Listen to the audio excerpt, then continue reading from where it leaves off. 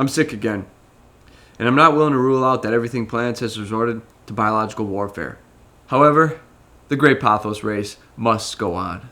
Let's check it out. Previously on the Great Pothos race. So basically what happened in the previous month, I just want to catch you up, is we did have it rooting in water for quite some time. I am testing out my new modular plank design, and so I put it in the actual cup of water, which was a little risky, but I used a bag to sort of separate it so it didn't contaminate the water, and we got it mounted actually quite early on while it was still continued to root in the water. Once I felt like it had enough roots to really make it into some actual soil, it was time to move it into an actual pot. I am really pushing this thing fast, which it might bite me in the future, and you will sort of see that it kind of does, because the newest leaves are absolutely abysmal. But anyways, that's pretty much all you missed in the previous month. If you didn't see it, definitely recommend going back and watching that whole video and Jeff's. But here we are at present day. And by present day, I really mean about 1/3 into the second month. There's not a lot happening right now just because I'm trying to let it establish in the soil especially. I don't want to do anything too wild and really stunt it. It already is stunted, so yeah.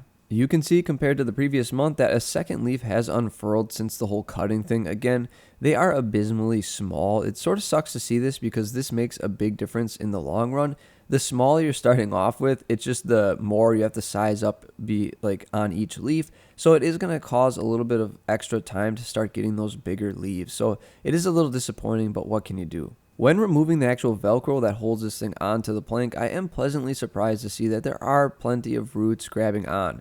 They aren't massive, but they have a secure hold, which makes me happy because at least we're on the plank and we are secure, and that will help accelerate the leaf sizing up.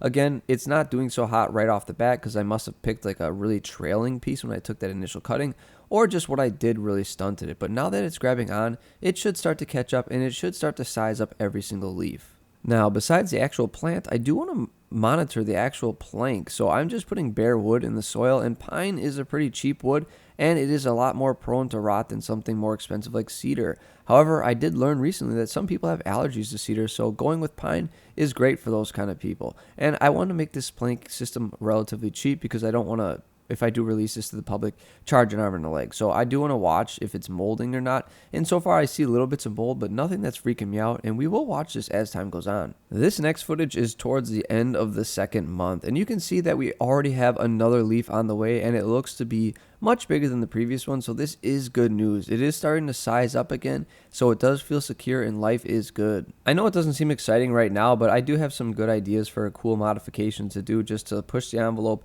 and not get ridiculous with it, but just to have fun. But it is good to see, looking underneath the saran wrap, that we do have a lot of fresh roots on that very new node. So I'm really excited to see that it's keeping that whole adherence going on. It is continuing to climb and grab on as each new growth comes out. So this is a fantastic sign.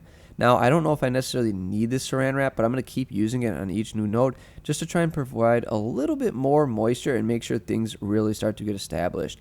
As things go on, I probably won't use it, but I just want to make sure we get a great start because that's what really matters. If you don't have a good start in this race, it might be hard to catch up. We'll see. But that's pretty much how it's looking so far for the second month. Now that we've seen my plant, I do want to go back and look at some of Jeff's content just to see what he's done and talk about it, because some of you may not have seen his stuff yet and may be new to this, so let's take a look.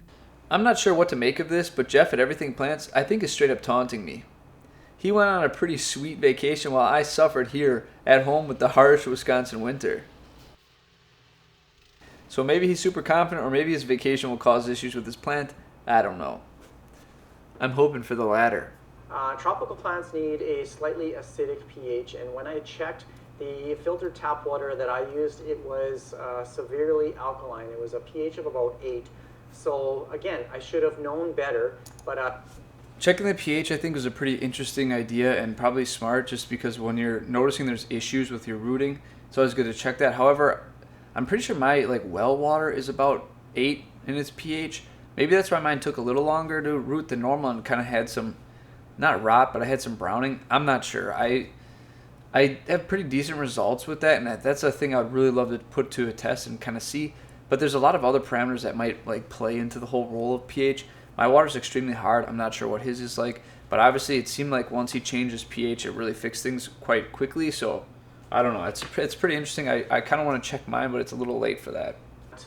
Dosage, but also has a hydroponics dosage as well, so for plants that are growing in water. Now that it has a little bit of a root system.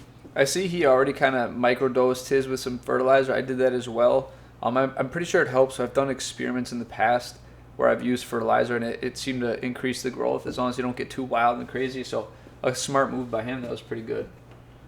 Kind of percolate like that for a little bit. So we have about another week or so before this video is uploaded. He's got air bubbles in his, which I've done experiments in the past and like had bad results. But again, it was only one experiment, and I didn't have like great enough control, so I'm not sure like what caused bad results, but I was too skittish to do it. I don't know if maybe that also attributed to his like early no roots, but it seems like he's been doing it this whole time and still got them. I would definitely like to come back to the whole aerating, the whole rooting thing, but I was too afraid to do it because I in the past had bad results, and again, I don't know what actually caused those, but I associated it with the bubbles, and so I didn't try it this time. So I'm glad to see it worked for him. Loaded for you guys to see. So I'm gonna check those plants downstairs here. They're really difficult to eradicate. You will see the damage on the leaves most times before you actually. Bad luck for him, good luck for me that he got thrips on his plants, but you did see I have 2 different pests on mine now, so I guess we're kind of in the same boat here.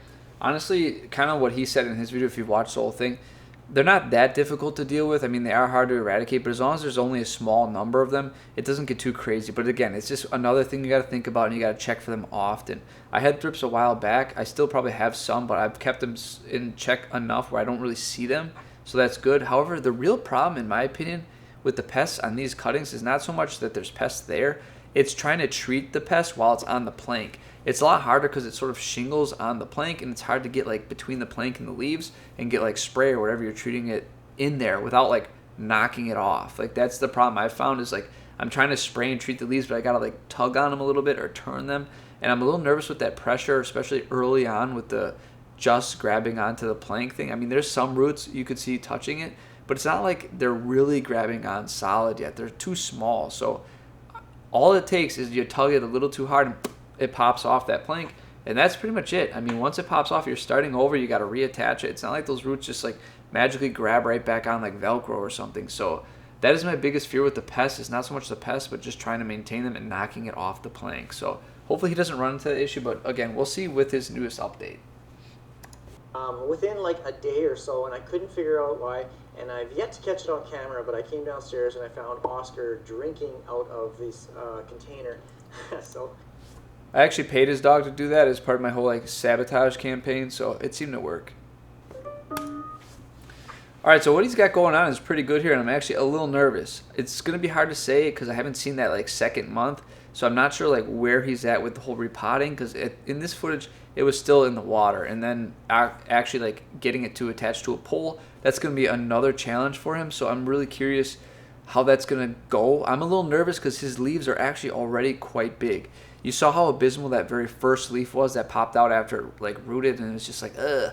Starting from like this little like half-inch leaf is just kind of miserable because it takes a while to size up, and leaves take a little bit to produce, so it's just like seeing him start with these bigger leaves is, I'm a little jealous of that. And we'll see what happens though, because again, once he plants it, there might be some shock there that slows things down, and once he puts it on the plank, depending on how long it takes to like feel secure, it might actually downsize a little bit before it starts upsizing. So we'll see. The month 4 and 5 are really going to be like, I think, like off to the races, because we should both probably be on a plank by then doing well. I mean, mine's on a plank. It seems to be doing okay, and I'm not sure how long it's going to take him to do whatever he's planning on doing, but by then we'll start to really see that sizing up, and I think it's really going to be balancing light, humidity, and fertilizing, and just general environment to see like who can really get that bigger leaf faster, because once they're established, I mean, I'm not sure how different our like care is going to make the growth speed. So that'll be when it gets pretty interesting. So I don't know, but